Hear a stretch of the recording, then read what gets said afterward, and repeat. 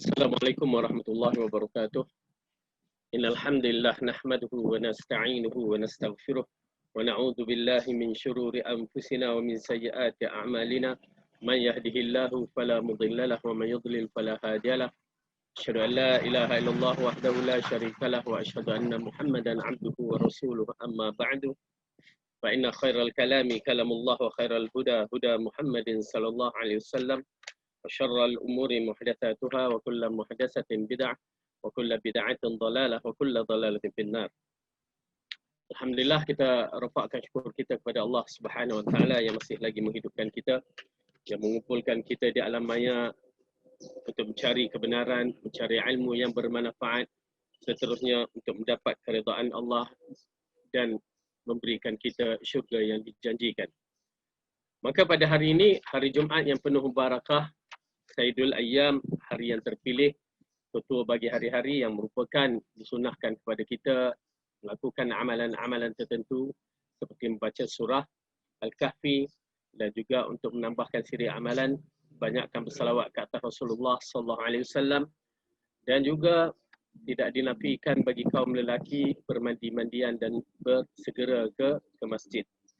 Maka dan tidak dinafikan juga ada satu perkara yang menarik sekali, seharusnya kita tidak alpa, tidak lalai daripada perkara tersebut, yakni selepas asar hari Jumaat merupakan waktu ataupun masa yang diperuntukkan Allah kepada kita untuk kita berdoa.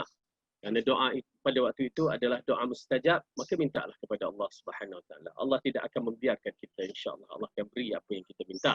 Jadi dapatkan kesempatan ini kerana hari ini merupakan hari yang terbaik di antara hari-hari yang Allah jadikan.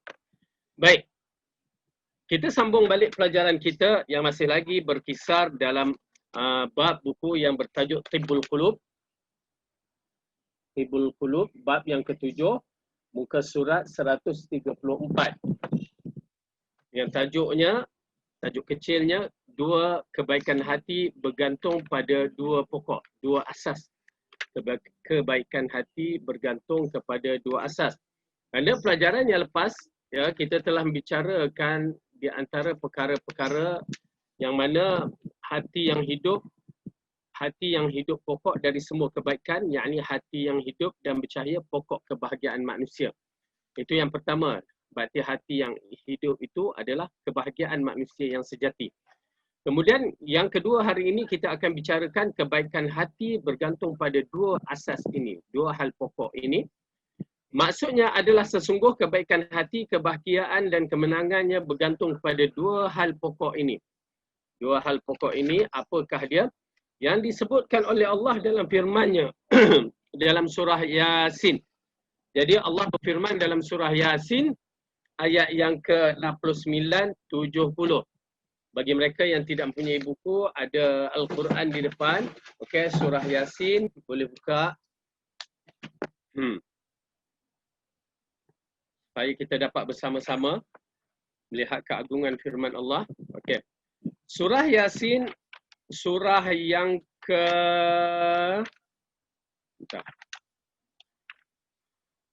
36. Juzuk yang ke-23, ayat 69-70. Ayat 69-70.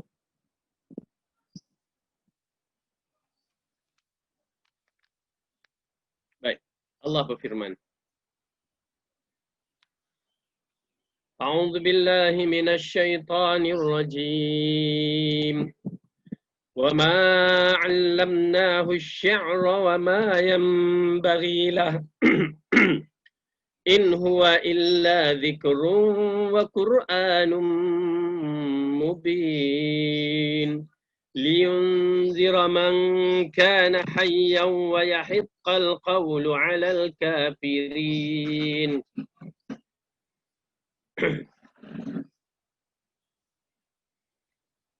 Dan kami tidak mengajarkan syair kepada Muhammad dan bersyair itu tidak layak baginya. Al-Quran tidak lain hanyalah pelajaran dan kitab yang memberikan penerangan. supaya dia Muhammad memberi peringatan kepada orang-orang yang hidup hatinya, dan supaya pastilah ketetapan azab terhadap orang-orang yang kafir. Okey. Jadi ayat ini menerangkan kepada kita, ya, Allah memberitahu bahawa mengambil manfaat dari Al-Quran berserta peringatan hanya bisa didapat orang yang memiliki hati yang hidup. Baik, okey, tuan-tuan dan puan-puan, noktah ni amat penting. Kerana apa? Kerana kalau kita tengok Allah berfirman, "Wa ma 'allamnahu syi'ra wa ma yanbaghi lah." Dan kami tidak pernah mengajarkan syair, ya, syair kepada Muhammad, dan bersyair itu tidak layak baginya. Ya, syair tidak pernah diajarkan kepada Muhammad. Ya, macam kita, nasyid Rasulullah pun tak reti bernasyid sampai orang nasabkan kepada nasyid itu datang pada Islam apa, tak ada sebenarnya. Ya, disebabkan syair itu tidak pernah diajarkan kepada Muhammad. Bahkan Al-Quran itu tidak lain hanyalah pelajaran dan kitab yang memberi peringatan. Yang apa Allah ajarkan kepada Muhammad Rasulullah sallallahu alaihi wasallam, Al-Quran. Ya, merupakan pelajaran kitab yang memberi peringatan supaya apa dia, liyunzira man kana hayya, supaya dia Muhammad memberi peringatan kepada orang-orang yang hidup hatinya. Jadi orang-orang yang hidup, ya, apatah hidup hatinya, itulah tujuannya. Oleh kerana itu apabila kita memahami Al-Quran, kita dapat Al-Quran, kita rasa nak dengar, itu berarti hati kita ni hidup. Berbandingkan orang yang dengar Al-Quran, dia buat ada aja, tak ada perasaan, hatinya ada masalah di situ. Dan tidak dinafikan kalau orang kafir sendiri dia mendengar Al-Quran, dia ada perasaan untuk mengetahui, maka hatinya akan berfungsi untuk mencari kebenaran. Maka Allah hidupkan hati dia. Jadi kita jangan sampai Al-Quran itu mati hati kita sampai kita mati. Ya, na'udzubillah min dzalik. Liyunzira man kana hayyan wa yahiqqal qawlu 'alal kafirin, supaya dia Muhammad memberi peringatan terhadap orang-orang yang hidup, dan supaya pastilah ketetapan azab terhadap orang yang kafir. Ya, dengan arti kata lain, Al-Quran ini, ya, dibaca untuk orang yang hidup, maka bukan dibaca pada orang yang mati. Jadi surah Yasin ni untuk orang yang hidup, tapi kita bertukar baca Yasin pada orang yang mati dengan harapan, ya, dia dapat kelebihan daripada surah Yasin. Kita pun tak betul, dia tak dapat apa-apa. Okey. Berdoa berada bersama dengan orang mati. Itu yang disunnahkan kepada kita. Baik. Cuma nak menceritakan ayat ini, ya, Allah telah menceritakan bahawa Al-Quran ini, ya, diberikan petunjuk peringatan kepada orang yang memiliki hati yang hidup. Siapa hati yang hidup? Berdoa, tuan-tuan dan puan-puan, Allah hidupkan hati kita. Jangan bicara hal orang lain. Kita ni diutamakan. Kalau hati kita hidup, alhamdulillah. Kalau hati kita mati, na'udzubillah. Ya, kenapa? Kalau hati mati, dia tidak akan berfungsi apa-apa. Diikuti dengan firman Allah dalam surah Qaf, "Inna fi dzalika ladzikra liman kana lahu qalb." Okey. Dalam surah Qaf, Allah menceritakan untuk siapa ayat ini yang menjadikan ianya sebagai satu petunjuk yang kuat. Okey. Dalam surah Qaf, surah yang ke-50, ayat yang ke-37.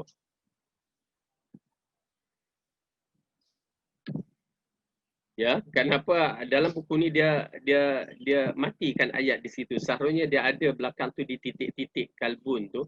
Ya, qalbun tu dia ada titik-titik. Begitu juga pada ayat yang surah Yasin tadi, seharusnya dia panjangkan, ada titik-titik mensyaratkan surah ayat tu panjang. Dia tak noktah kat situ. Tapi di sini dia noktahkan. Okey, kita tengok ya. Okey, ayat yang ke-37 apa Allah katakan?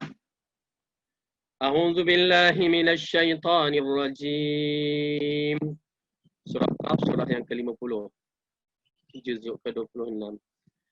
Inna fi dzalika ladzikra liman kana lahu qalbun aw alqas sam'a wa huwa shahid.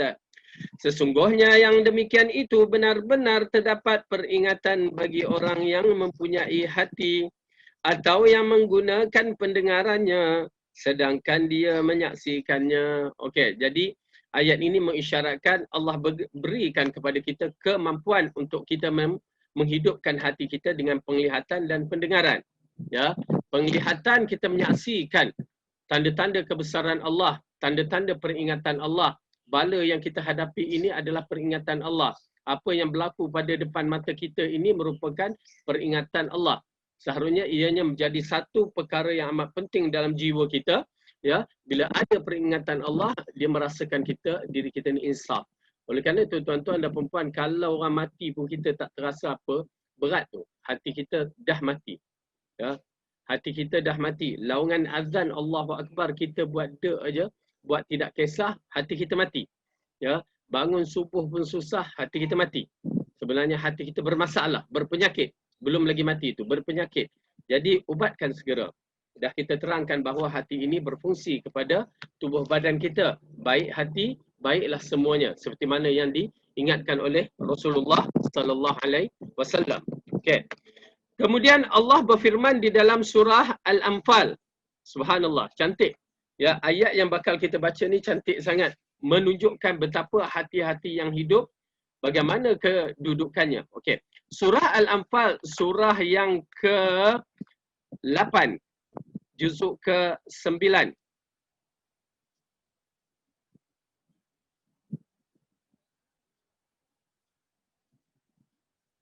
Okey. Jumpa. Surah ke-8 juzuk 9 muka surat 179 ayat yang ke-24.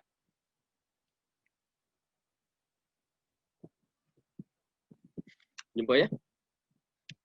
A'udzu billahi minasy syaithanir rajim. Ya ayyuhalladzina amanu يا أيها الذين آمنوا استجيبوا لله وللرسول إذا دعاكم لما يحييكم واعلموا أن الله يحول بين المرء وقلبه وأنه إليه تحشرون. Wahai orang yang beriman, penuhilah seruan Allah dan seruan Rasul apabila Rasul menyerukan kepada suatu yang memberi kehidupan kepada kamu. Dan ketahuilah bahawa sesungguhnya Allah membatasi antara manusia dan hatinya. Dan sesungguhnya kepadanya lah kamu akan dikumpulkan. Okey. Ayat ini Allah menceritakan, kalau kita lihat balik ayat ni, wahai orang yang beriman, penuhilah seruan Allah dan Rasul apabila Rasul menyerumu kepada suatu yang memberi kehidupan kepadamu. Okey. Dengan arti kata lain, apa dia yang Rasulullah seru kepada kita ni? Al-Quran, kebenaran, Al-Haq daripada Allah itu semua membawa kepada kehidupan. Berarti kehidupan jiwa kita, kehidupan hati kita, kehidupan yang aman di dunia dan kehidupan yang kekal abadi yang terbaik di akhirat kelak. Itu dia kehidupan. Kehidupan yang Allah berikan kepada kita ini disebabkan kita menyambut seruan Allah dan Rasul. Itulah konsep yang kita letakkan dalam jiwa kita. Bagi penuntut-penuntut yang ingin mencari kebenaran, inilah konsep dia. As-sam'u wa ta'ah, sami'na wa ata'na kepada Allah dan Rasul. Kita mendengar dan kita patuh. Tak mau membicara panjang berkaitan dengan arahan-arahan Allah dan Rasul. Kerana bila kita menyahut seruan Allah dan Rasul, seolah-olah, bukan seolah, sememangnya kita telah menyambut satu seruan untuk kehidupan di dunia dan akhirat. Tetapi bila kita menolakkan seruan Allah dan Rasul, itulah membawa kepada kehancuran dunia dan akhirat. Dunia kita rugi, akhirat terus masuk neraka yang menyebabkan kekal abadi. Na'udzubillah min dzalik. Baik. Imam Ibn Qayyim rahimahullah telah menjelaskan, Allah memberi khabar bahawa kehidupan kita hanyalah untuk memenuhi ilmu dan iman yang telah diserukan Allah dan Rasulnya. Dari sini diketahui bahawa mati dan binasanya hati adalah dengan hilangnya ilmu dan iman. Jika seorang tu mati, hati dia berarti telah hilang ilmu dan iman.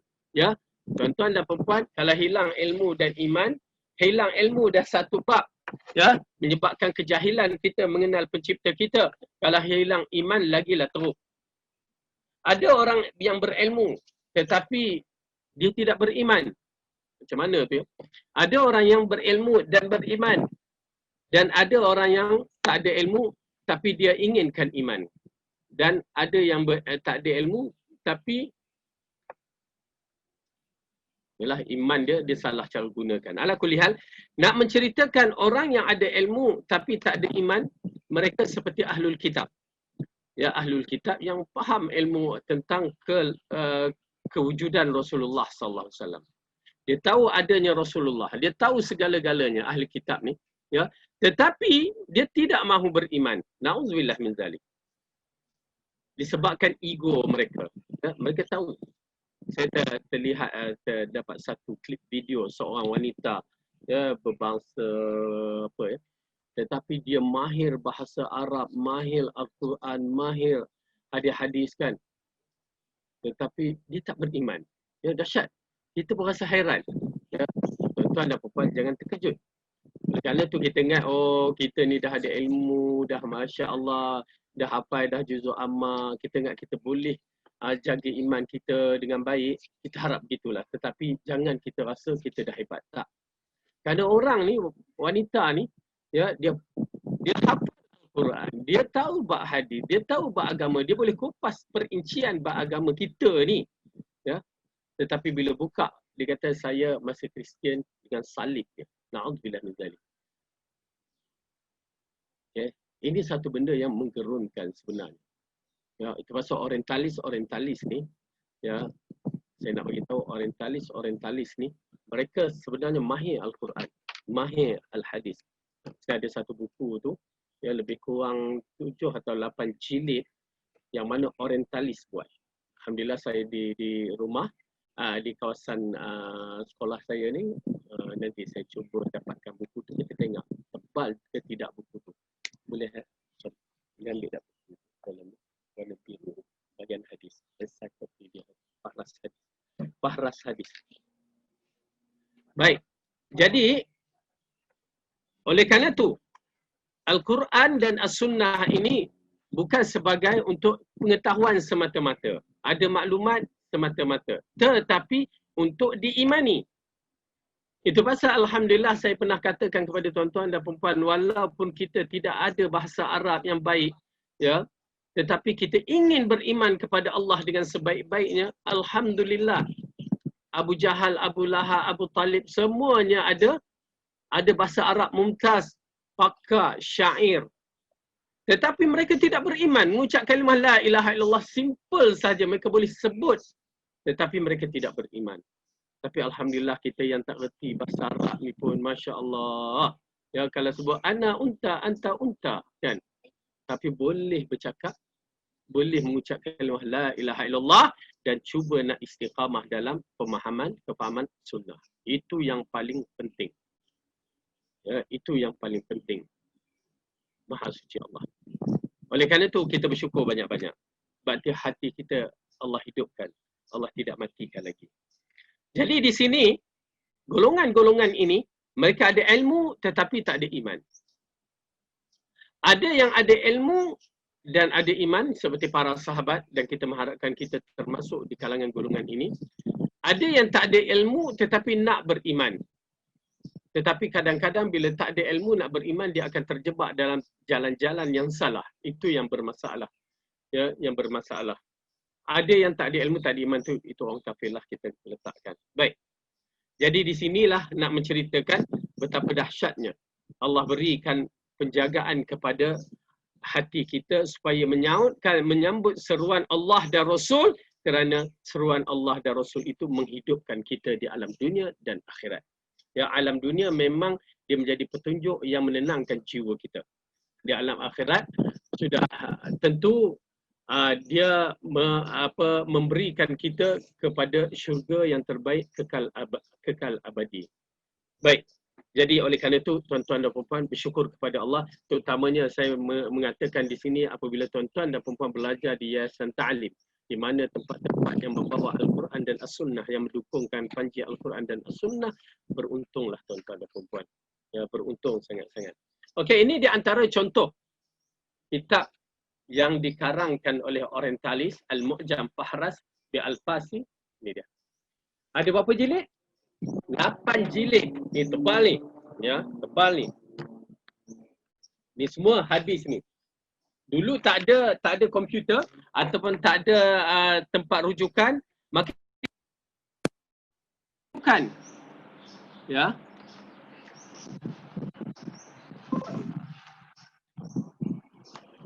Buku ini menjadi sumber rujukan ke mana kita nak mencari hadis-hadis. Ni dia buku ni. Berapa jilid? 8 jilid. Siapa buat? Orientalis yang buat. Ya. Ni dia. Nama pembuat dia. Okey. Dalam bahasa pun bahasa Perancis ke bahasa apa ya? Concordance de la Tradition Musalaman. Tu bahasa Perancis agaknya. Ya, wallahu alam. Ala kulli hal nak ceritakan. Okey, nampak tak penulis dia? A.J. Winsnick. Okey. Profesor pada sebuah universiti. Ni dia. Ya, pengarang dia. Bukan orang Muslim. Tapi tengok sumber rujukan dia, dia kata apa? Hadis ini Bukhari, ya. Nampak ke tak? Aduh.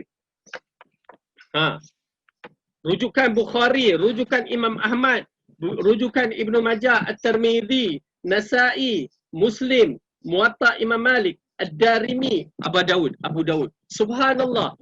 Mereka menghafal. Tuan-tuan dan perempuan, mereka mempunyai maklumat.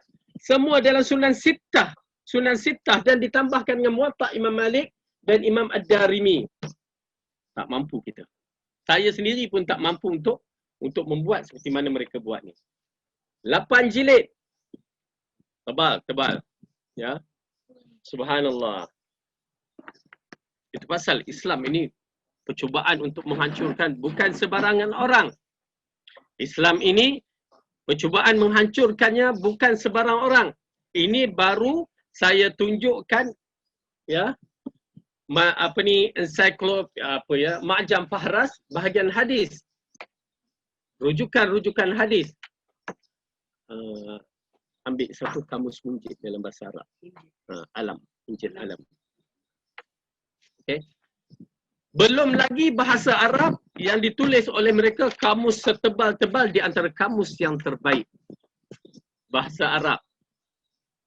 Subhanallah, ya. Macam mana agak Islam tak kena serang dengan begitu dahsyat? Kalau tidak Allah lahirkan di antara ulama-ulama yang besar, ulama-ulama mujtahid, ulama-ulama yang hebat, ya, yang mempertahankan Islam dari berbagai sudut dan keilmuan. Oleh kerana itu ilmu amat penting dalam menjaga agama kita, menjaga iman kita. Ya, bayangkan jika ini saja, mana dia Quran saya tadi? Okey. Ni dia lebih kurang saiz dia kan. Quran besar sikit. Tapi ni 8 jilid tebalnya sebagai rujukan. Mereka buat kerana nak menghentam Islam. Rujukan mereka adalah untuk menghentam Islam. Kat mana hadis ni mereka mencari kelemahan-kelemahan di dalam Islam.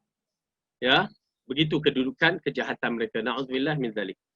Oleh kerana itu tuan-tuan dan perempuan, kita akan mendapati, jangan terkejut, kita mendapati bagaimana agama ini terpesong disebabkan golongan-golongan ini masuk di dalam golongan-golongan Islam. Mereka berpura-pura masuk Islam semata-mata untuk menambah ataupun mengacaukan usul agama kita. Itu pasal di antara agama yang diperkenalkan oleh Abdullah ibn Saba. Kita tahu siapa dia Abdullah ibn Saba, seorang Yahudi yang jahat, yang mana berpura-pura masuk Islam, yang menyebabkan kematian Osman ibn Affan dibunuh, yang menjadikan satu perkara golongan sesat yang muncul di antara awal-awal golongan sesat ialah Syiah. Abdullah ibn Saba lah ketuanya. Ya, mereka berpura-pura masuk Islam dengan kemahiran yang ada pada mereka untuk memecah belahkan Islam. Begitu juga, ya, orientalis ataupun orang-orang yang berpura-pura masuk Islam, dia masuk dengan ilmu yang begini. Kalau ilmu yang begini, tuan-tuan dan puan, taraf guru, taraf imam mujtahid sebenarnya. Tetapi mereka tak beriman. Ya, La ilaha illallah. Rugi mereka. Kalaulah inilah taraf mereka, ya, ilmu mereka dahsyat. Memang dahsyat. Ya. Dan mereka masuk untuk menghancurkan Islam. Na'udzubillah min dzalik. Dan akhirnya Islam jadilah apa yang kita saksikan, 73 golongan yang sesat. 72 golongan yang sesat, daripada 73 golongan, satu je yang betul. Minta lindung kepada Allah. Tuan-tuan dan puan-puan boleh bayangkan, ya, bagaimana kalau mereka datang dengan topeng yang begitu hebat, ya, sebut Al-Quran dan As-Sunnah juga, kita tak faham elok-elok, kita tidak jelas dengan fahaman 3 kurun yang terbaik, tak mustahil kita akan terjebak dengan golongan ini. Mereka pandai bercakap, mereka pandai berbahas, tetapi mereka tidak ada iman, tidak ada kefahaman yang betul terhadap kembali kepada Al-Quran dan As-Sunnah. Baik. Allahu Akbar. Minta Allah pelihara kita. Alhamdulillah. Alhamdulillah, mudah-mudahan Allah berilah petunjuk kepada kita untuk menjaga Al-Quran dan As-Sunnah ini sebaik-baik dalam diri kita ni. Ya, walaupun sedikit tuan-tuan dan perempuan, kita baru belajar agama, walaupun sedikit tetapi istiqamah. Mudah-mudahan Allah bantu tuan-tuan dan perempuan untuk memahami agama ini dengan sebaik-baiknya. Okey. Ini di antara, ini Muhaid nak muncik. Tak ada. Okey, tak apa. Baik. Jadi, insya-Allah kita sambung lagi. Allah menyamakan bagi orang-orang yang tidak memenuhi seruan Rasul dengan para penghuni kubur. Auzubillah. Ini adalah sebaik-baik perumpamaan, sesungguhnya tubuh-tubuh mereka itu merupakan kuburan bagi hatinya. Hati mereka telah mati dan dikubur dalam tubuh mereka. Masya Allah, Ibnu Qayyim Al-Jauziyah bagi satu misal yang cukup cantik. Seolah-olah hati itu adalah tubuh badan yang tersendiri, tetapi bila hati mati, seolah-olah tubuh badan ini adalah tanah perkuburan bagi jiwa dia. Ya, hati dia, mayat, badan ni menjadi kubur, seperti mana kita ni tubuh badan dimasukkan ke dalam kubur. Itu perumpamaannya. Tetapi ayat ini, perkataan ini bukanlah perkataan yang direka oleh Ibnu Qayyim Al-Jauziyah. Ini berdalilkan di dalam surah Fatir. Ya, cuba buka surah Fatir sebelum Yasin tadi.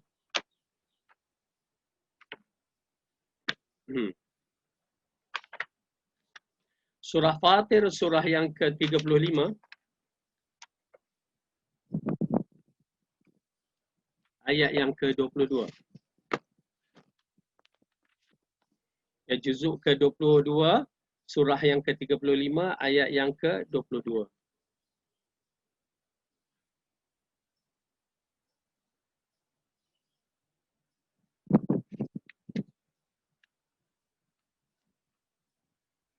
Okey, jumpa.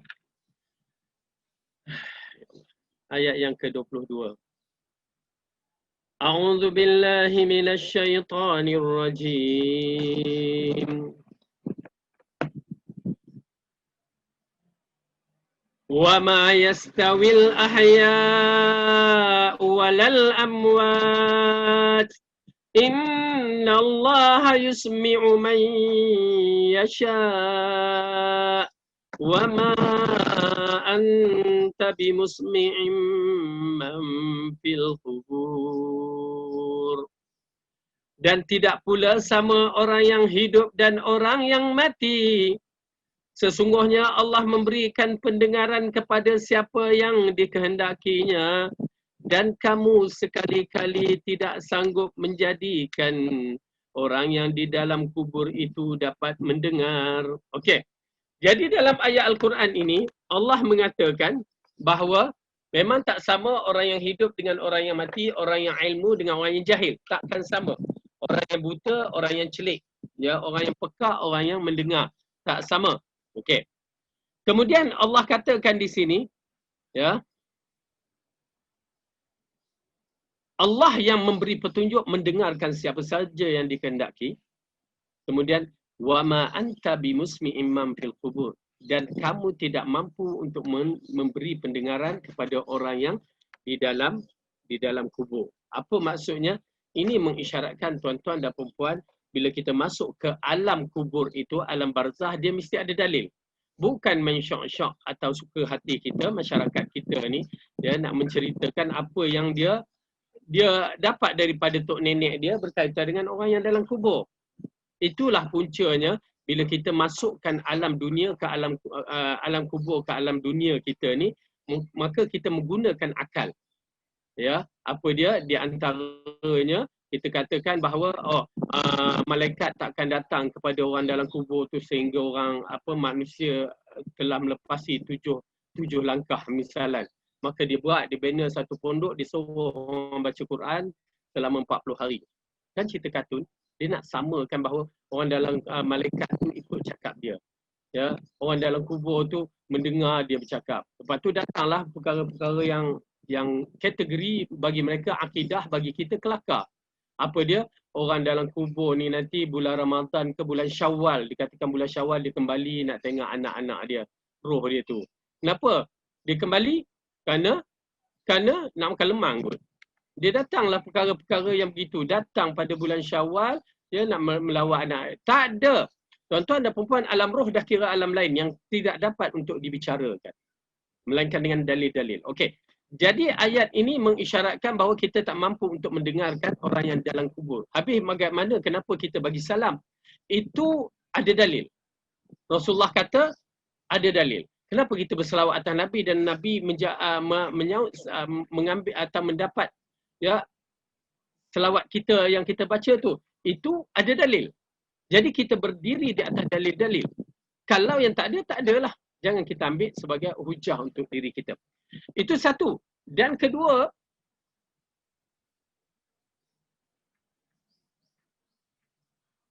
ayat yang agak menarik bagi saya untuk kita melihat balik bagaimana nilaian hati yang mati itu seperti orang yang dalam kubur, dia mati. Ayat yang dalam surah As-Saff, surah Al-Hasyr. Surah Al-Mumtahinah, surah yang ke-60, juzuk ke-28, ayat yang ke-13. Surah Al-Mumtahinah, ayat yang ke-13, juzuk 28.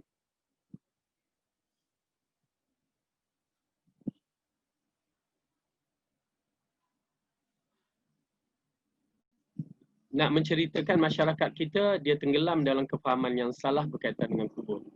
Apa dia? Ya ayyuhal, ayat yang ke-13 ya. Ya ayyuhalladzina amanu la tatawallaw qauman ghadiballahu alaihim qad ya'isu minal akhirah kama ya'isal kuffaru min ashabil qubur. Wahai orang-orang yang beriman, janganlah kamu jadikan penolongmu kaum yang dimurkai oleh Allah. Sesungguhnya mereka telah putus asa terhadap negeri akhirah sebagaimana orang kafir yang telah berada di dalam kubur. Okey. Maksudnya orang kafir yang telah berputus asa daripada ahli kubur. Okey, maksudnya berputus asa daripada ahli kubur, orang kafir ni dia minta doa kepada orang kubur untuk membantu dia. Orang dalam kubur tidak mampu untuk membantu dia. Kenapa? Dah mati. Oleh kerana itu, akidah umat Islam yang sebenar, yang seharusnya kita faham, orang Islam tidak akan berdoa kepada orang kubur. Yang ini berdoa, ya ahli kubur, ya Syekh Abdul Qadir Jailani atau Syekh Syekh apa yang dikatakan keramat Singapura tu, ya, semua tu adalah unsur syirik, meminta kepada ahli kubur sedangkan mereka tu sendiri memerlukan doa kita, yakni memerlukan doa Allah ampunkan dosa mereka. Tiba-tiba kita minta pada dia, ya, itu tandanya kita bermasalah. Baik, hati kita ini disebutkan oleh penyair, sesungguhnya sangat indah apa yang dikatakan oleh seorang penyair. Dan dalam kebodohan sebelum kematian adalah kematian bagi pemiliknya. Jasad-jasad mereka sebelum dikuburkan adalah kuburan. Roh-roh mereka berada dalam kebuasan tubuh-tubuh mereka dan mereka tidak memiliki kebangkitan meskipun pada saat hari kebangkitan. Ya, subhanallah, satu perumpamaan yang menarik. Orang yang mati hati, bagi contoh, nampak dia hidup tapi hati dia mati. Okey. Nampak dia hidup, hati dia mati, dia tidak berfungsi. Misalnya seorang yang dia hidup, ya, tapi dia tak boleh bergerak. Dia nampak dia nak buat tak boleh, seperti orang lumpuh. Ya, bagaimana kedudukannya? Tak berfungsi. Ya, ditarik, ditolak, dia apa? Ya, subhanallah. Saya bila lihat begitu kan, yalah, walaupun bukan kematian yang kita dapat, suatu operate kaki ni, ya, baru ni, ya, dicucuk 3 jarum di belakang, tulang di bahagian belakang pinggang tu, daripada pinggang sampai ke bawah tak rasa apa-apa. Subhanallah. Memang macam mati. Dia kata, doktor tu kata, cuba angkat kaki, mula-mula boleh angkat. Lepas tu kali kedua, ketiga, okey boleh, berapa minit lepas tu, cuba angkat kaki, tak boleh angkat. Dua-dua belah kaki tak boleh angkat. Saya pun terkejut. La ilaha illallah. Ya. Begitulah kedudukan orang yang dah mati hati, ya. Dia hidup tetapi nak berbuat apa-apa tak boleh apa-apa dibuatnya. Tak berkesan, tidak dapat berfungsi dengan baik. Subhanallah. Lepas tu operate. Kalau dilihatkan cara operate tu, ya, memang kalau tidak dicucuk meraung-raung. Ya, sakit sangat-sangat. Tapi alhamdulillah, ya, tak sakit. Oleh kerana itu tuan-tuan dan puan-puan, jangan sampai hati kita mati sebelum kita mati. Na'udzubillah min zalik. Oleh karenanya Allah menjadikan wahyu yang diturunkannya kepada para nabi sebagai roh. Nampak tak? Roh yang menghidupkan hati kita. Sebagaimana firman dalam surah Ghafir, A'udzubillahi minasyaitonirrajim. Yulqir ruha min amrihi ala man yasha'u min ibadihi liyunzira yawmat talaq. Yang menurunkan wahyu dengan perintahnya kepada siapa yang dikehendakinya di antara hamba-hambanya. Allah berfirman lagi, wa kadzalika auhayna ilaika ruham min amrina, dan demikianlah kami wahyukan kepadamu Muhammad Al-Quran dengan perintah kami. Kerana apa? Kehidupan semua roh dan hati adalah wahyu. Okey, hati kita bergantung kepada wahyu.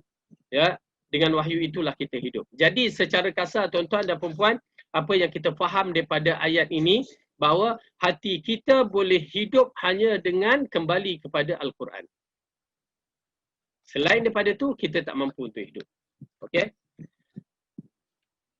Kehidupan yang baik diberikan Allah secara khusus kepada orang yang mahu menerima wahyunya dan mengamalnya. Allah berfirman, Man amila salihan min zakarin aw unsa wa huwa mu'minun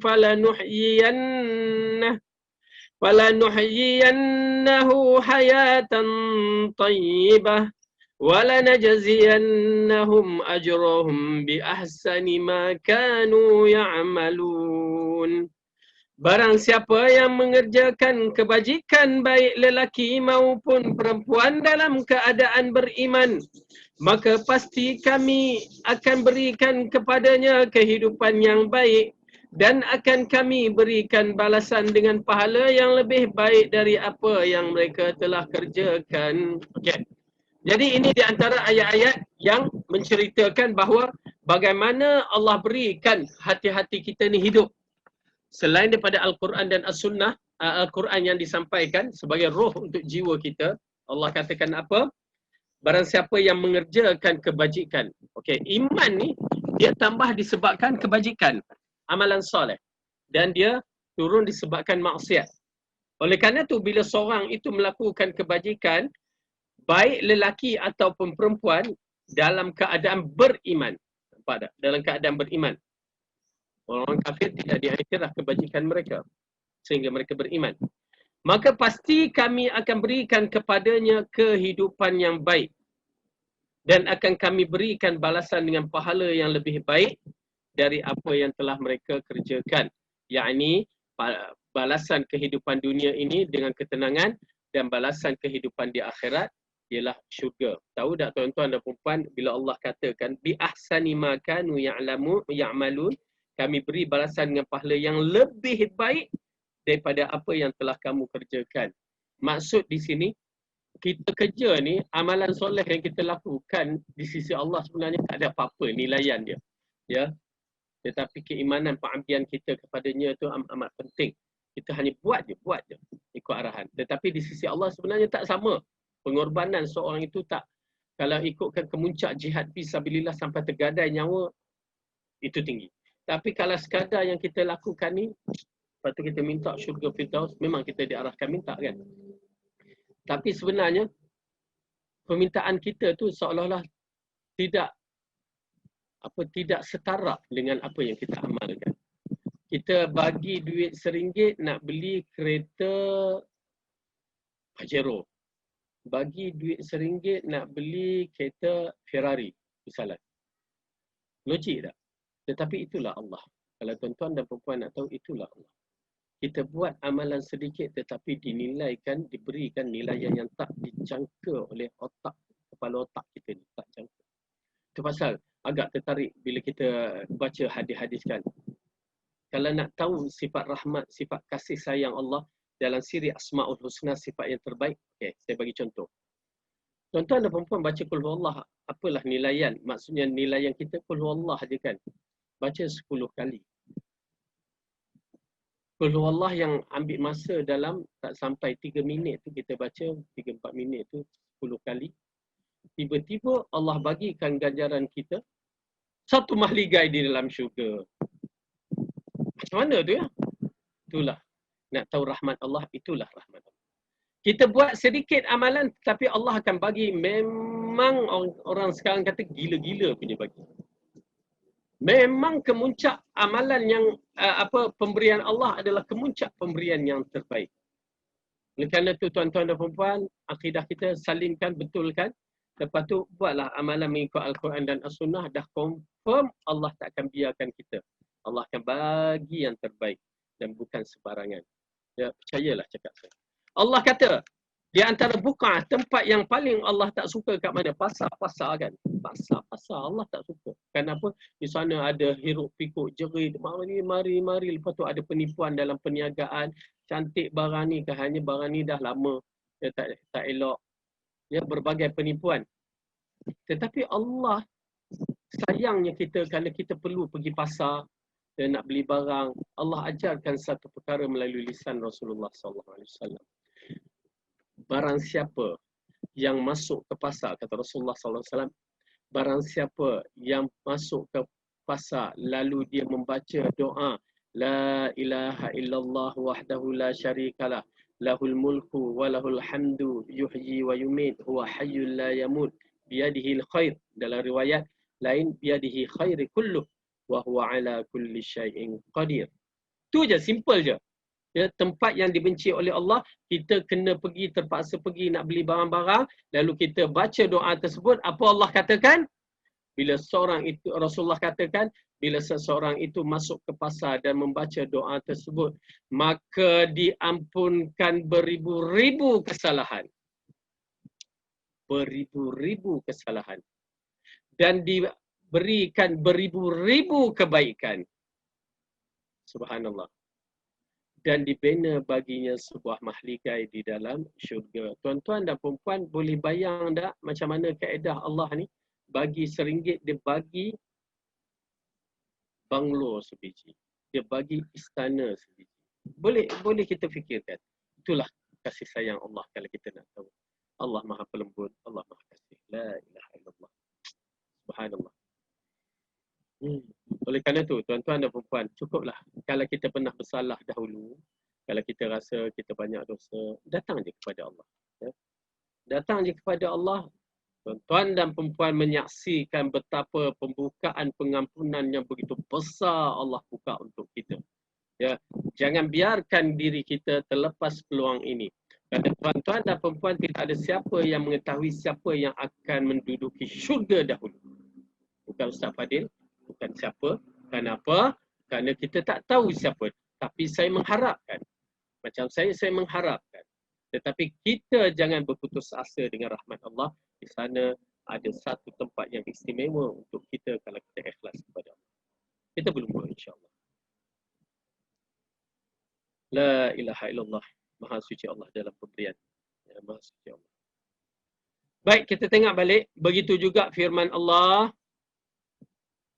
dalam surah Hud ayat yang ketiga, wa anistaghfiru rabbakum summa tubu ilaihi yumatti'kum mata'an hasanan ila ajalin musamma wa yu'ti kulladhi fadlin fadlah. Dan hendaklah kamu memohon keampunan kepada Tuhanmu dan bertaubat kepadanya. Nescaya dia akan memberi kenikmatan yang baik kepadamu sampai waktu yang ditentukan. Dan dia akan memberi kurniaannya kepada setiap orang yang berbuat kebaikan. Okey, ayat ini nak menceritakan bila roh hati itu hidup, maka Allah akan beri dia satu kenikmatan kehidupan yang istimewa. Dia hidup dalam keadaan aman. Di situ keluarganya indah, hartanya indah, maksudnya baik. Semua perjalanan kehidupannya bersih, tak ada gangguan. Tidak ada ketakutan, tidak ada kesedihannya. Semua jalannya baik. Ini kedudukan bagi hati yang hidup. Allah berikan. Okay? Allah ceritakan semua tu Allah akan bagi. Allah berfirman juga, lillazina ahsanu fi hadhihi dunya hasanah waladarul akhirati khairum wala ni'ma darul muttaqin. Orang-orang yang berbuat baik di dunia ini mendapat balasan yang baik, yakni di dunia, dan sesungguhnya di negeri akhirat pasti lebih baik, dan itulah sebaik-baik tempat bagi orang yang bertakwa. Okay. Ayat ini Ibn Qayyim Al-Jauziyah menetapkan ini adalah ayat yang menceritakan fungsi hati yang hidup. Kedudukan mereka istimewa di bumi dan kedudukan mereka istimewa di akhirat. Hidupkanlah hati kita. Allah berfirman lagi. Allah menjelaskan sesungguhnya kebaikan yang dilakukan. Orang yang berbuat baik itu akan membahagiakannya baik di dunia maupun di akhirat. Sebagaimana firman Allah. Okey, dengar ya. Sekarang Ibn Qayyim Al-Jauziyah dia cuba nak menerangkan dua perbezaan. Tadi perbezaan orang yang hidup dengan Al-Quran dan As-Sunnah ataupun mengikut petunjuk Al-Quran, sentiasa berada dengan Al-Quran, maka kedudukannya istimewa. Dan di sini pula Allah jadikan satu ayat yang lain berkaitan dengan petunjuk bagaimana kedudukan orang yang meninggalkan Al-Quran dalam surah Taha. Okay, tengok surah Taha.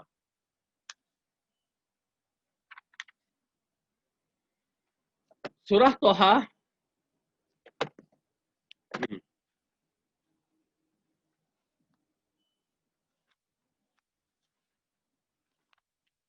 surah yang ke-20. Kita ambil ayat yang ke-124. Okay. Surah yang ke-20, juzuk ke-26, juzuk yang ke-16, ayat yang ke-124.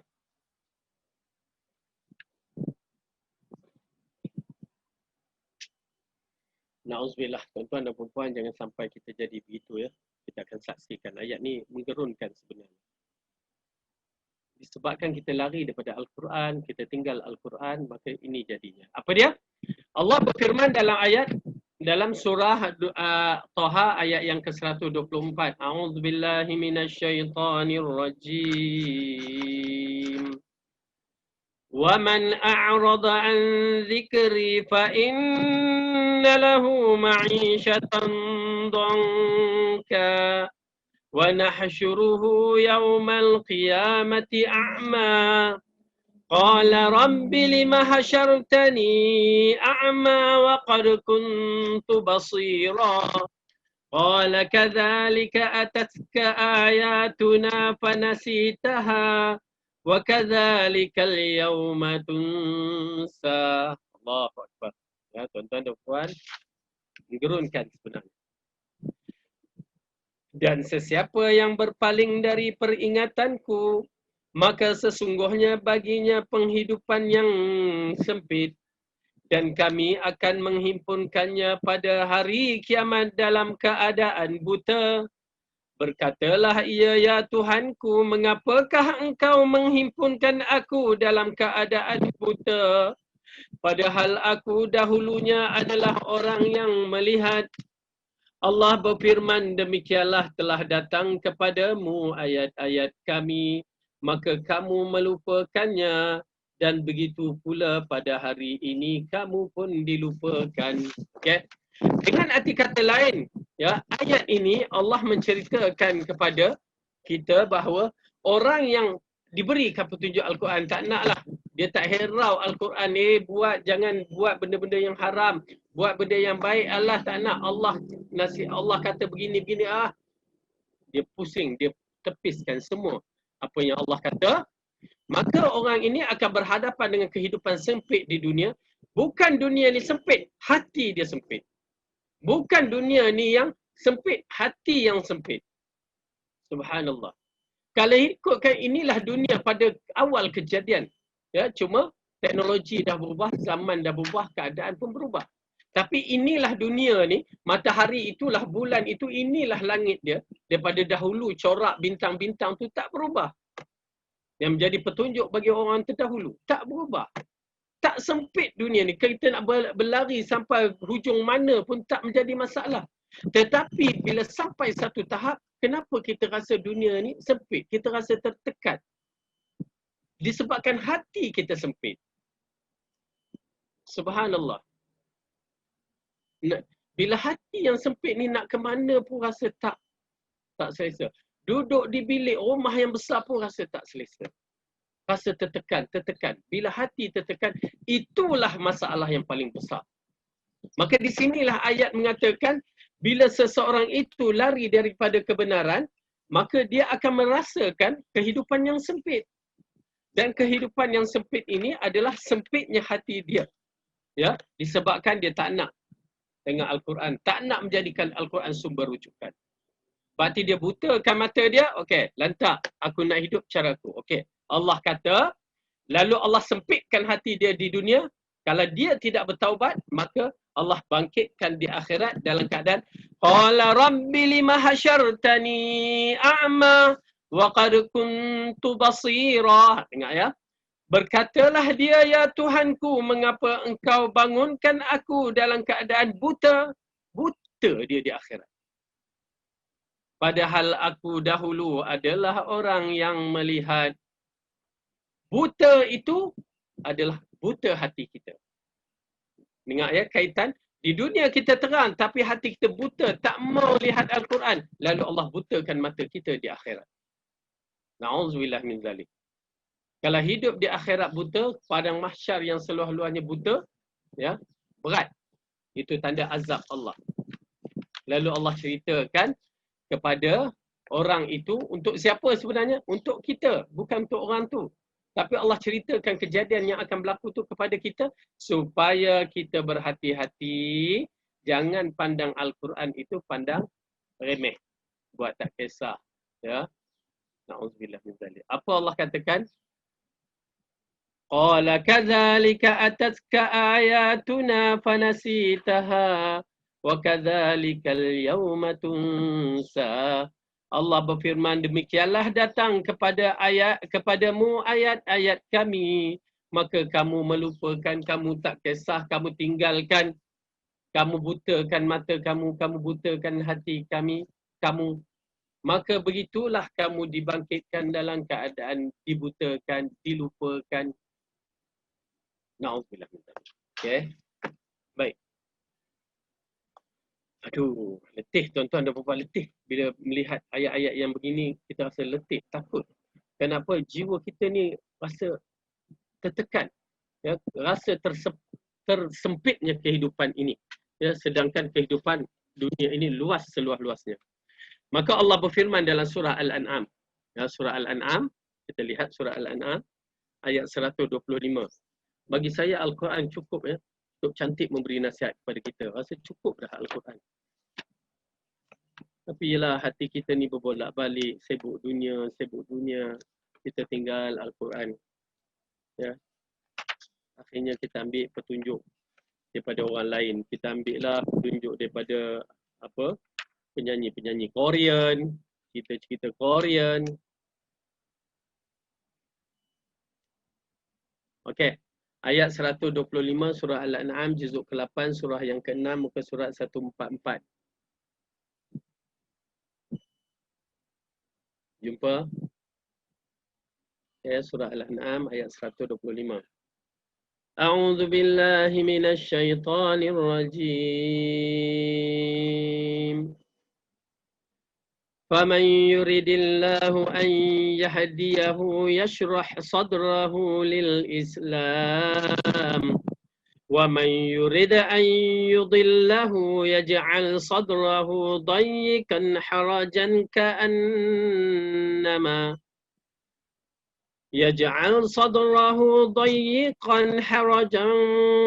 كأنما يصعد في السماء كذلك يجعل الله الرجس على الذين لا يؤمنون. Sesiapa yang Allah menghendaki untuk memberikan kepadanya petunjuk, nescaya dia melapangkan dadanya untuk memahami Islam, memeluk Islam dan segala-gala berkaitan dengan Islam. Tuan-tuan dan puan, sesiapa yang Allah menghendaki untuk memberikan kepadanya petunjuk, Allah melapangkan dadanya. Alhamdulillah kita di antara orang yang Allah nak bagi petunjuk. Kita terbuka hati untuk menuntut ilmu dan sebenarnya kita terbuka hati untuk mencari agama.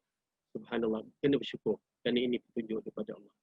Dan barang siapa yang dia dikehendaki Allah kesesatan, nescaya Allah menjadikan dadanya sesak lagi sempit, seolah-olah ia sedang mendaki ke langit.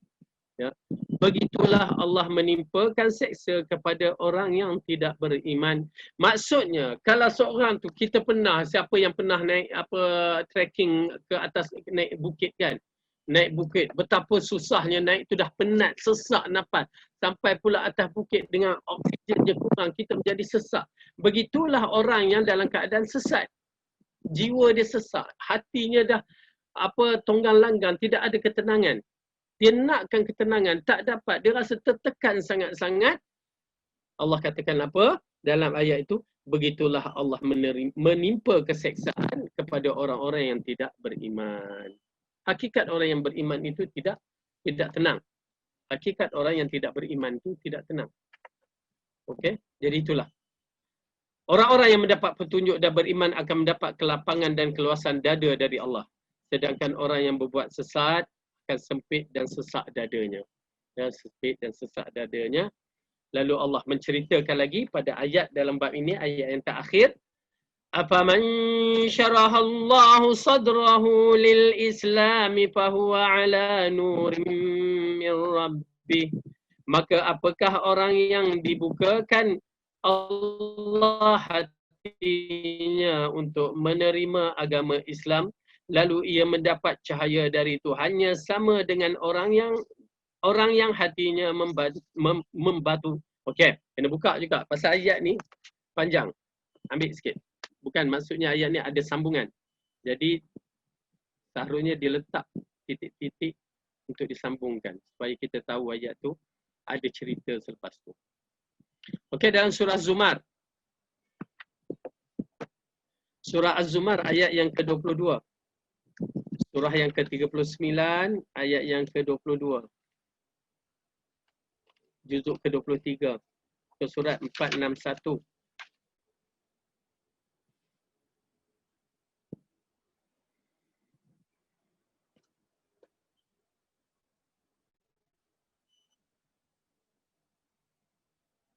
Okey, jumpa ayat yang ke-22. A'udzu billahi minasy syaithanir rajim. أفمن شرح الله صدره للإسلام فهو على نور من ربه فويل للقاسية قلوبهم من ذكر الله أولئك في ضلال مبين. Maka apakah orang-orang yang dibuka Allah hatinya untuk menerima agama Islam lalu ia mendapat cahaya dari Tuhannya sama dengan orang yang keras ataupun membatu hatinya?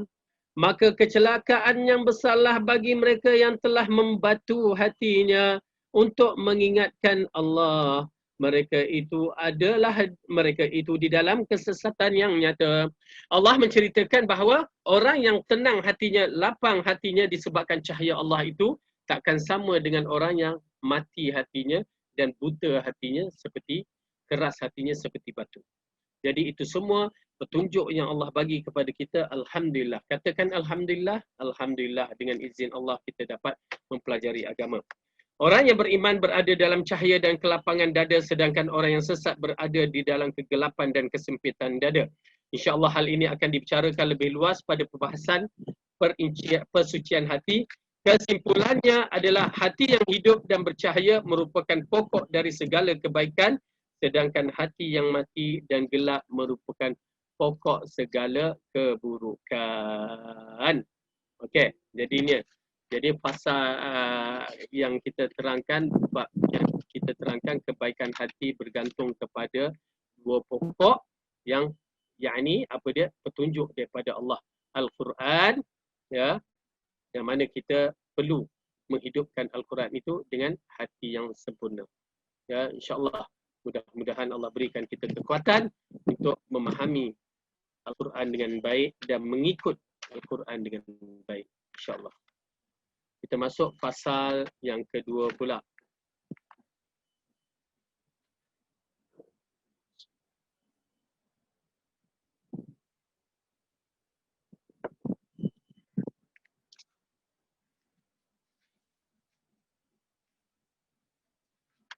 Muka surat 139.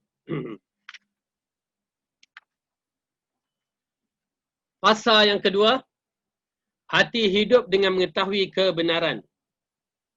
Hati yang hidup dapat membezakan hak dan batil. Ya, itu dia hati yang hidup. Hati ini memiliki dua kekuatan. Pertama, kekuatan ilmu dan membedakan. Ada ilmu dapat membedakan. Dan kedua, kekuatan keinginan dan cinta. Kekuatan ilmu dan membedakan. Yang kedua, kekuatan keinginan dan cinta.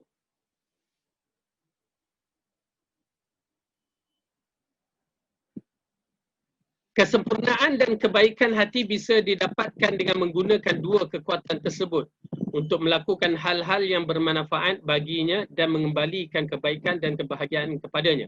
Jadi kesempurnaan hati terletak pada kekuatan ilmu dalam mengetahui dan memahami kebenaran serta dalam membedakan antara kebenaran itu dengan kebatilan. Penting.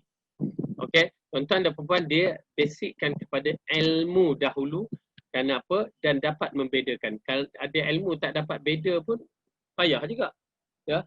Ada ilmu tapi dia tak dapat nak bedakan baik dengan buruk. Ada ilmu tapi dia tak reti nak gunakan ilmu. Ya. Berat tu. Ada ilmu ya tapi tak reti. Berat. Okey. Oleh kerana tu tuan-tuan dan puan, bila kita ada ilmu, kita tahu cara nak menyelesaikan masalah hati. Supaya kita tidak terjebak dengan masalah pembersihan hati tidak mengikut cara sunnah Rasulullah SAW. Kita tak dapat nak membedakan cara Rasulullah membersihkan diri dengan cara yang dilakukan oleh ahli-ahli bidah. Misalan, cara yang dilakukan oleh Rasulullah dengan istighfar yang disebutkan oleh para ulama, beberapa syarat taubat itu cara dia. Bukan seperti mana yang dilakukan oleh golongan-golongan yang tertentu, ahli bid'ah, di kalangan ahli bid'ah. Dia nak bertaubat untuk membersihkan diri, ya, dia pergi terjun dengan cara-cara yang dibawa oleh kefahaman seperti kefahaman Hindu misalnya, ya, dengan keadaan betapa duduk memencilkan diri sampai bertahun-tahun dengan meninggalkan syariat yang telah ditetapkan kononnya untuk bertaubat kepada Allah. Itu semua salah. Tetapi masyarakat kita memuja keadaan yang begitu. Na'udzubillah. Seperti orang yang berzikir yang diwaris Rasulullah, bagaimana bentuk zikir dalam keadaan irbamu. Suatu sahabat mengangkat takbir tu mungkin subhanallah, irba'u anfusakum, kata Rasulullah, kesiankan diri kamu, ya, sebut dengan cara perlahan, kamu tidak mendoakan atau berkata kepada Tuhan yang peka, ya, Allah Maha mendengar. perlahankan. Datang kita siap, bukan melagu-lagu berjoget-joget pula. Bukan dondang sayang rock and roll pula.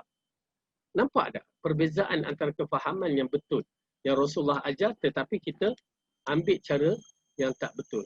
Ini disebabkan ilmu yang tak tepat kita dapat daripada guru-guru yang tidak mursyid ataupun guru-guru yang tidak membawa cara Rasulullah, dan akhirnya kita tak dapat membezakan antara hak dengan batil.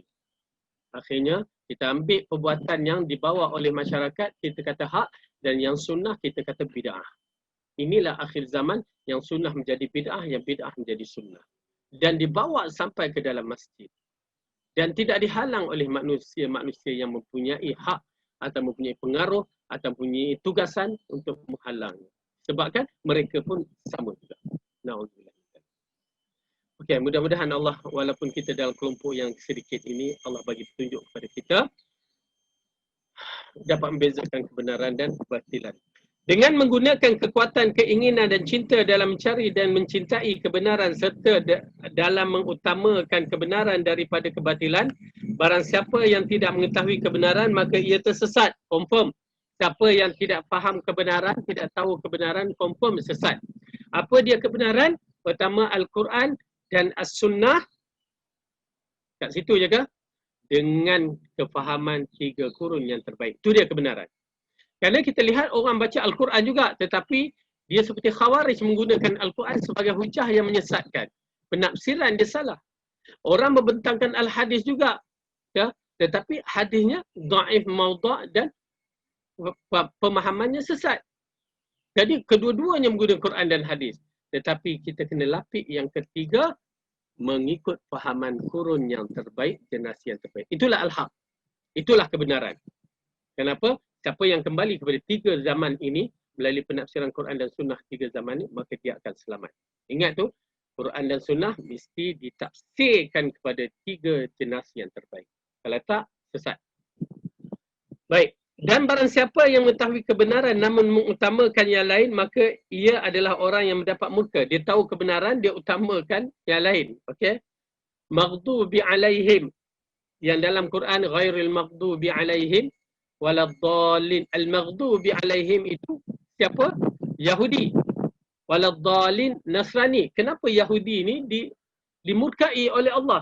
Kerana dia tahu benda tu betul, tapi dia tak mau ikut.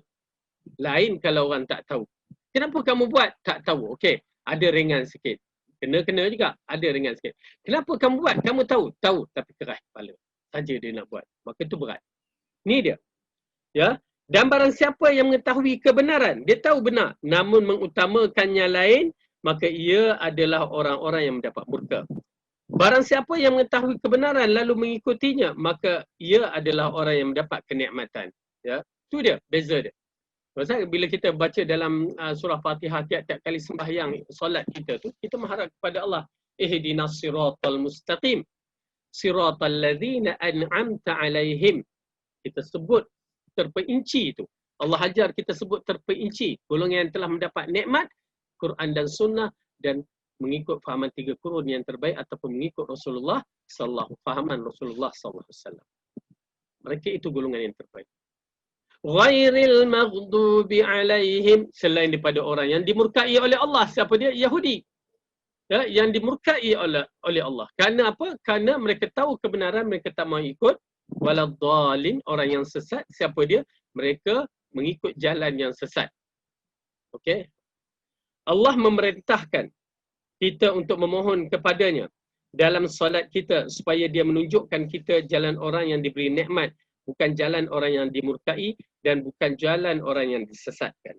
Oleh kerana itu orang Nasrani disebutkan sebagai orang yang sesat kerana mereka adalah umat yang bodoh, dan orang Yahudi disebutkan orang yang dimurkai kerana mereka adalah umat yang derhaka dan menentang. Nampak tak? Dalam Fatihah tu kita dah tahu dah. Mereka tu sesat kerana kebodohan mereka. Mereka cuba nak buat jalan sendiri. Kamu dah tak tahu, janganlah buat. Tu pasal tuan-tuan dan puan-puan, kalau kita tak tahu, jangan kita tunjuk tahu. Bila kita nak tunjuk tahu, itu yang jadi tak betul. Kereta boleh dibaik dengan cara yang baik, kita tunjuk kepakaran kita yang tak ada pakarnya, tak ada ilmu, akhirnya seperti tikus baik labu kata orang. Rosak kereta tu lagi berlipat ganda. seorang yang bukan bidang doktor nak mengubati orang, tak kiralah kamu tu bomoh ke apa ke, ya, sampai orang tu pun satu bebalnya pula, dah tahu sakit, pergilah jumpa doktor, ni pergi jumpa bomoh dulu. Akhirnya bila dah stage 4, sebelum tu bomoh kata kena sampuk lah, kena lempuk lah, kena apa lah, ya, sampai stage 4, tengok-tengok kanser. Baru nak jumpa doktor. Kan bebal namanya. Kita katakan salah. Dan si bomoh tu pun begitu juga. Berbahaya. Pasal saya teringat dalam bab ini, ya, ini melalui pengalaman hamba-hamba Allah lah. Ya. Dia ni, ya, maaf kata, dia di antara grup-grup Sufism yang tidak, ya, menerima rawatan secara tak suka rawatan jenis hospital. Itu pun satu bebal juga kita katakan lah, maaf lah. Isteri dia nak bersalin. Okey, ini pengalaman ni. Saya dapat pengalaman ni. Jadi bila isterinya nak bersalin, okey, paling kurang kamu pakailah bidan, mana-mana bidan. Kan? Dengan kejahilan dia kata Rasulullah lahir pun tak pakai bidan. Siapa yang kata kamu belajar tak habis, kamu kata Rasulullah lahir pun tak pakai bidan. Rasulullah lahir berbidan. Kamu je yang tak tahu. Kamu yang cuba nak masuk jadi bidan, bidan terjun. Okay? Akhirnya isteri dia nak bersalin. Menghadapi masalah. Komplikasi yang mana kandungan tu ada masalah. Akhirnya, pada hari nak bersalinnya isteri, dia tak pergi hospital. Dia jadi bidan pula. Menyambut kelahiran anak dia. Tuan-tuan dan perempuan, orang yang bukan bidang, kamu seorang peniaga kecilan, tiba-tiba kamu nak jadi bidan dengan keadaan orang yang lahir ni, bukan senang. Masalah kita kena ada ilmu, bukan senang nak melahir dan bukan main-main tarik macam tu, tali pusatnya lagi, urinya lagi, apa lagi semuanya lah. Kalau tiba-tiba pernafasan terbalik, beranak terbalik, baby itu songsang, apa perlu kita buat, ya, dengan alat tak lengkap, dengan gunting, entah gunting ikan digunakan. Auzubillah, tuan-tuan dan puan, saya memang menentang, saya marah sangat pada orang. Ya, nak jadi cerita. Ya, tiba-tiba berlaku satu perkara, baby itu lahir tak cukup hari. Kan? Dengan dia tidak ada keilmuan, ilmu dalam bab. Kalau orang tu dia lahir di klinik, hospital, dah persiapan alat-alat tu dah ada dah. Tak cukup hari, apa perlu dibuat. Baby lahir kuning, apa perlu dibuat. Dan baby songsang, apa perlu dibuat. Baby tu lahir tak cukup hari. Bila tak cukup hari, tak bawa pula hospital. Ya, akhirnya hanya 6 hari, kalau tak salah saya, 6 hari baby tu hidup, lepas tu mati. Tuan-tuan dan perempuan, mati. Dalam situ Rasulullah mengingatkan siapa yang tidak ada kemahiran dalam bab itu, bab rawatan, kedoktoran, tiba-tiba berlaku, maka dia bertanggungjawab.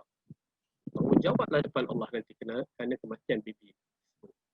Nampak tak? Tuan-tuan dan perempuan, bila tak ada ilmu. Okay. Saya sambung ceritanya. Budak lelaki, orang lelaki. Saya marah. Memang saya marah sangat-sangat. Marah sangat. Kerana bukan bidang kamu, lepas tu tiba-tiba Allah uji dia. Dia salah satu golongan tarikat, ya. Saya tak mahu benda-benda ni. Ya. Bagi saya, inilah urusan dia dengan Allah. Dia tak mau pergi ke hospital. Dia tak mau, tapi dia terpaksa pergi juga. Tapi itulah, bila terpaksa pergi, dia kena penyakit kencing manis, yang mana kaki dia dah merah menyala-nyala. Dia bengkak menyala-nyala. Dia tak nak. Ya. Dia nak makan ubat-ubat ni lah. Ubat-ubat ni. Ubat-ubat akar kayu, apa semua. Kita katakan okey, tetapi bukan di saat yang begini. Kalau dia dulu kamu beramal macam habbatus sauda syifa likulli da'illah ila sam. Ubat segala penyakit. Habbatus sauda ni ubat segala penyakit. Tapi maintainkan. Dia suplemen yang paling baik. Tak dinafikan. Ini dah sakit baru nak makan. Mengada-ngada namanya. Lepas tu kata ubat habbatus sauda tak berkesan. Kamu yang silap. Okey. Jadi begitulah. Akhirnya merening-rening kaki dia. Tak mau jumpa doktor juga. Dah sampai satu tahap ajal dia sampai, ya, mati. Okey. Jadi tuan-tuan dan puan-puan, satu benda yang amat penting untuk kita lihat dalam bab ini, ya. Kalau tak tahu, bertanya. Tak tahu, buat cara tak tahu. Ini orang Kristian, dia tak tahu tapi dia cuba nak bawa agama dia tu, akhirnya kita lihat berlakulah kehancuran dalam agama Kristian. Jadi mereka tu golongan yang sesat kerana kejahilan mereka. Okey, telahkan saya buka cerita ni, saya nak berikan satu benda yang penting pasal saya menyaksikan golongan ni. Golongan ni golongan tarikat. Ya, dia pakai serban besar yang jenis zikir meloncat-loncat tu, salah satu zikir. Saya pergi ke majlis dia, orang ajak. Mula saya tak, waktu tu permulaan lah. Lepas saya balik Pakistan apa semua tu, orang ajak nak tengok. Okey, golongan ni dia kata kita ni ada 4 perkara mesti kita jauhkan. Saya tak tahu kategori haram ke apa ke, tapi dia kata 4 perkara ni. Pertama, yang mana saya ingat, ya. Pertama, dia kata kita tak makan ubat-ubat Cina. Dan ubat kerajaan kita tak makan, kenapa? Itu drug. Oh, dia tolak terus, drug. Okay. Dan ubat Cina kita tak makan, kenapa? Cina setiap kali dia nak jual ubat-ubatan dia, dia akan sembahyang pada Tuhannya tu. Ya. Dia sembah tokong dia tu lah. Okey. Itu kita lantak dia lah. Ya. Yang mana kita melihat ialah apa-apa dari sudut perubatan tu kalau baik tak menjadi masalah. Kalau tak baik, ialah kita tolak lah. Tapi benda itu kalau mendatangkan manfaat, insya-Allah tak menjadi masalah. Tapi dia kata tolak semua. Ya, tolak semua. Tapi bagi saya, BMF, Buy Muslim First tu lebih diutamakan kalau orang Muslim ada jual. Kemudian, kalau tak pakai drug, ialah kita pun tak berapa nak sebut, tapi dalam keadaan terdesak, kadang-kadang terpaksa. Okay. Nak pakai ubat apa? Nak pakai ubat apa? Apa produk yang dikeluarkan untuk memperkenalkan ubat-ubat yang boleh bermanfaat ataupun suplemen yang boleh bermanfaat? Tidak mikir. Tapi kalau terus total macam tu, ubat dia, ubat yang tumbuk dengan lesung sambal dia tu je, ya, daun kunyit, daun apa, daun pegaga apa semua itu, kita katakan tak kena tu. Ya, tak melengkapi ciri-ciri ubat yang baik. Okey, kemudian yang kedua, dia kata jangan makan ketam. Oh, dia kata kita tak boleh makan ketam. Ketam. Sebab apa? Sebab makan ketam, ketam ajar anak dia jalan lurus tapi dia sendiri tak lurus. Oh, ke situ perginya. Jangan makan ketam sebab ketam ajar anaknya jalan lurus tapi dia sendiri jalan tak lurus. Oh, gitu. Okay, jadi grup ni tak makan ketam. Ya. Kemudian yang ketiga, jangan makan udang. Kerana apa? Udang ni orang kata tahi dia kat kepala dia tu. Kan? Wallahu a'lam. Yang ketiga, keempat, jangan makan sotong. Disebabkan apa? Sotong ni pengecut. Pasal apa je keluar, dia keluar. Apa je datang, dia keluarkan dakwat dia, ing dia. Ya, dia takut. Jadi 4 perkara ni, mereka tak makan. Ya, mereka tak makan. Yang bawa saya pun 4 perkara ni, awal-awal tak makan. Tapi bila sampai majlis kenduri tu, dia udang galah sebesar-besarnya. Kita pun, kita tak kisah, kita makan, dia tengok, meleleh halio, sudahnya saya tengok, dia pun makan juga, kan? Okey. 4 perkara ni, bila saya saksikan, apa hujahnya? Adakah dalam dalil Al-Quran dan As-Sunnah? Tak ada. Ini semua datang daripada akal-akal mereka. Akal-akal mereka nisbahkan begitu. Kalau ikutkan, kalaulah betul apa yang mereka katakan, jangan makan sotong sebab pengecut, jangan makan udang sebab otaknya, taiknya ke otak dia, jangan makan apa lagi seko, jangan makan ketam disebabkan ajar jalan lurus tapi dia tak lurus. Kita punya pepatah bodoh macam lembu, tapi boleh makan pula lembu. Kalau ikutkan bodoh macam lembu, tapi makan lembu. Jangan jadi macam ikan haruan. Ya, makan anak. Tiba kita makan ikan haruan, mahal pula tu. Jangan makan dasar ayam jantan ke, ya, ayam jantan, ayam betina, semua ada apa pepatah-pepatih kita tu. Tapi kita makan pula. Bila saya cek rupanya grup-grup ni adalah grup-grup daripada mazhab Hanafi. Dia mengambil fahaman dia mazhab Hanafi kerana tok guru dia asal tu, dia ambil ilmu nun di India. Dia belajar di India, dia bawa fahaman Hanafi dia ke Malaysia. Kerana orang Hanafi, orang yang bermazhab Hanafi di Pakistan waktu saya belajar dulu, memang mereka tak makan benda-benda ni. Udang tak makan, ketam tak makan, apa lagi? Sotong tak pasti. Kerang tak makan. Sampai kami waktu buat pergi buat perkhemahan tepi pantai, udang, bukan udang, ketam sepenuh buni tu, ya, kita bawa balik. Kerang sepenuh buni, ya, waktu tu tiba-tiba, ya, tukar polisi di sana, maksudnya hotel-hotel mencari kerang-kerang, udang-udang. Mula-mula tak ada nilai langsung, udang, ketam apa semua tak nilai. Tapi bila hotel ambil, terus naik harga. Daripada tak bernilai, terus naik harga. Seolah-olah ya, harga tu adalah bukan harga agama, tapi harga jualan lah, kesudahannya. Dan mereka tak makan pari, ikan pari. Ya, mereka tak makan. Waktu kami pergi ke tempat jualan longgok mereka tu, kita beli ikan pari. Terkejut mereka. Untuk apa? Nak bagi makan kucing ke? Taklah, kami nak makan lah. Haram, dia kata. Okey. Jadi tuan-tuan dan puan, mereka ini adalah golongan-golongan yang sesat.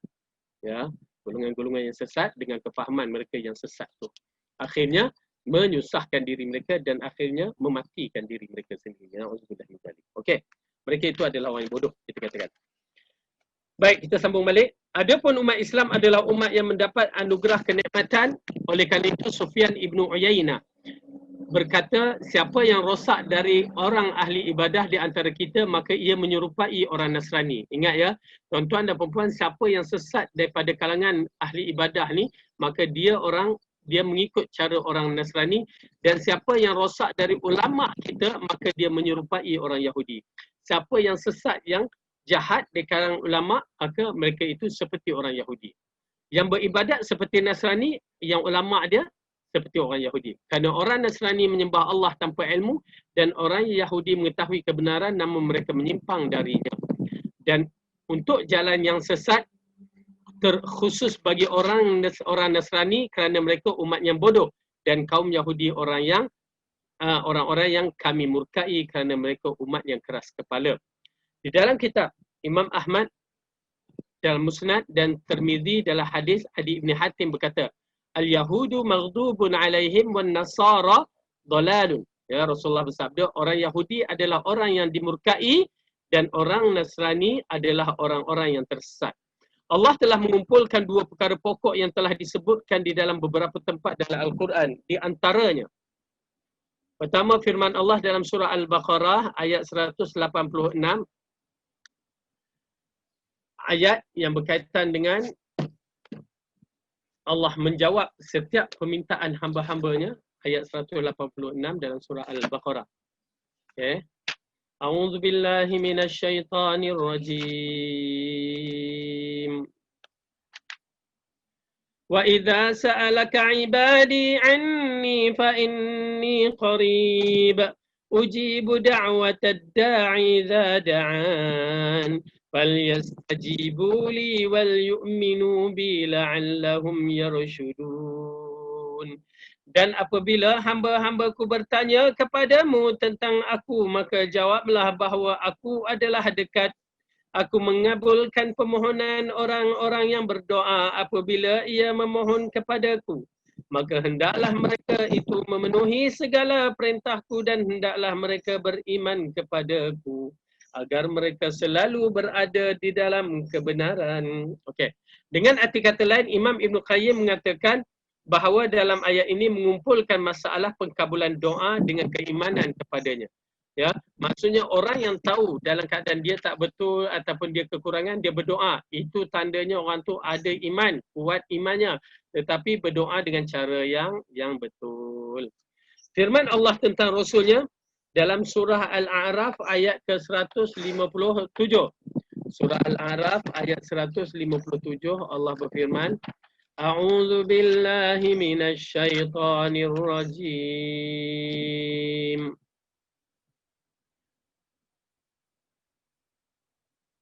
الذين يتبعون الرسول النبي الأمي الذي يجدونه مكتوبا عندهم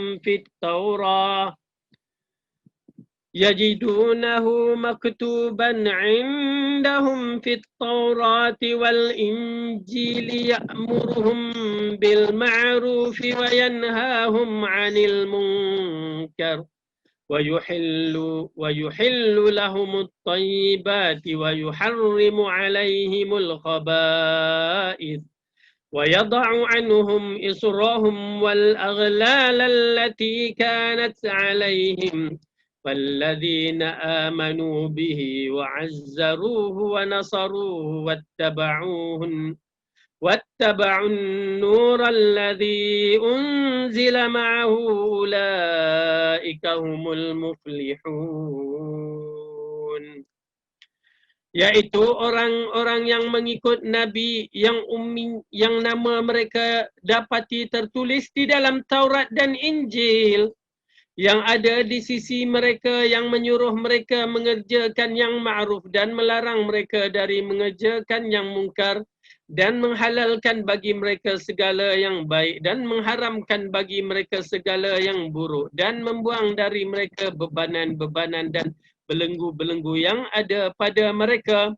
Maka orang-orang yang beriman kepadanya memuliakannya, menolongnya dan mengikuti cahaya yang terang yang diturunkan kepadanya Al-Quran. Mereka itulah orang yang beruntung. Okey. Jadi Imam Ibn Qayyim mengetengahkan di antara ayat-ayat ini yang mengisyaratkan bahawa orang-orang yang disebutkan tadi, jika mereka mengikut apa yang Allah arahkan, mereka dikategorikan orang-orang yang untung. Yang menarik di antara ayat ini ialah orang yang beriman kepadanya, memuliakannya, menolongnya, ya, dan mengikuti cahaya. Ini syarat-syarat kalau kita nak menjadi orang yang terbaik, kita mengikut kebenaran Al-Quran dan kebenaran hadis dan membantu Rasulullah menyebarkan dakwah kita. Menyebarkan dakwah. Selain itu beramal dengan kebenaran, ya. Kemudian Allah berfirman lagi dalam surah Al-Baqarah ayat 1 sampai ke 5. Dia bagi semua ayat Al-Quran ni untuk menutupkan tajuk kita. Ya. Ayat 1 sampai 5. A'udzubillahi minasyaitanirrajim. Bismillahirrahmanirrahim. Alif Lam Mim. Dzalikal kitabu la raiba fihi hudan lil muttaqin. الذين يؤمنون بالغيب ويقيمون الصلاة ومما رزقناهم ينفقون والذين يؤمنون بما أنزل إليك وما أنزل من قبلك وبالآخرة هم يوقنون أولئك على هدى من ربهم وأولئك هم المفلحون. Alif Lam Mim, hanya Allah yang mengetahui maknanya. Kitab yakni Al-Quran ini tidak ada keraguan padanya menjadi petunjuk bagi orang yang bertakwa, iaitu orang-orang yang beriman kepada perkara yang ghaib, yang mendirikan solat dan menafkahkan sebahagian rezeki yang kami anugerahkan kepada mereka. Dan mereka yang beriman kepada kitab Al-Quran yang telah diturunkan kepadamu, wahai Muhammad, dan kitab-kitab yang telah diturunkan sebelummu, serta mereka yakin akan adanya kehidupan akhirat. Mereka itulah yang tetap mereka mendapat petunjuk dari Tuhan mereka, dan mereka lah orang yang beruntung pada hari kiamat. Okay? Jadi Al-Quran sebagai petunjuk. Okay. Kemudian dalam surah Baqarah juga ayat 177. Kita teruskan. Kita berada di penghujung dah. 177. A'udzubillahi minasyaitonirrajim.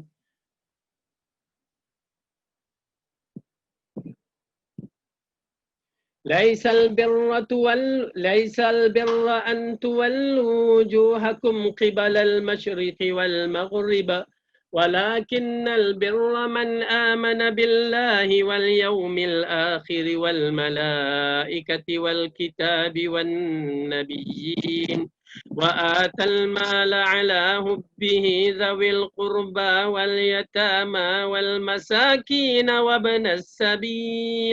وابن السبيل والسائلين وفي الرقاب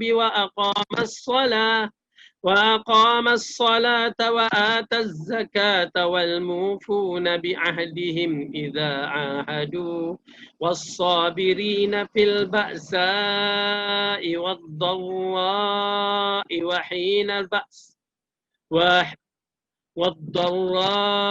وحين البأس أولئك الذين صدقوا وأولئك هم المتقون. Bukanlah menghadapkan wajahmu ke arah timur dan barat itu suatu kebajikan, akan tetapi sesungguhnya kebajikan itu ialah beriman kepada Allah hari kemudian dan malaikat-malaikat, kitab-kitab, nabi-nabi, dan memberikan harta yang dicintai kepada kerabatnya, anak yatim, orang-orang miskin, musafir yang memerlukan pertolongan dan orang-orang yang berminta-minta, dan memerdekakan hamba sahaya, mendirikan solat dan menunaikan zakat, dan orang-orang yang menepati janjinya apabila ia berjanji, dan orang-orang yang sabar dalam kesempitan, penderitaan, dan dalam peperangan. Mereka itulah orang-orang yang benar imannya dan mereka itulah orang yang bertakwa. Okay? Jadi Allah memuji sifat-sifat, Allah memberikan kita sifat-sifat yang terbaik di kalangan orang-orang yang beriman, yang seharusnya menjadi contoh kepada kita. Semua ayat-ayat itu tadi menerangkan di antara sifat-sifat orang yang beriman. Kemudian di dalam surah Al-Asr, itu biasa surah yang pendek yang kita baca selalu, dan ia menjadi surah pilihan setengah orang. Setengah orang dia jadi pilihan kenapa? Surah pendek, ya. Wallah, inna ataina, wal asri, ya. Tuan-tuan dan puan, naikkan prestasi kita. Jangan jadikan surah yang pendek itu sebagai sentiasa bacaan kita dalam solat. Panjangkan lagi. Tapi ialah kalau kita suka, tak menjadi masalah. Okay? Dalam surah Al-Asr, surah yang ke-103. Bismillahirrahmanirrahim. Wal-asr, innal insana lafi khusr.